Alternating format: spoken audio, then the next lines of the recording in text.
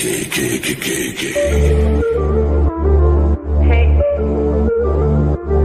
Un elefante muy elegante, la trompa muy larga, la trompa gigante.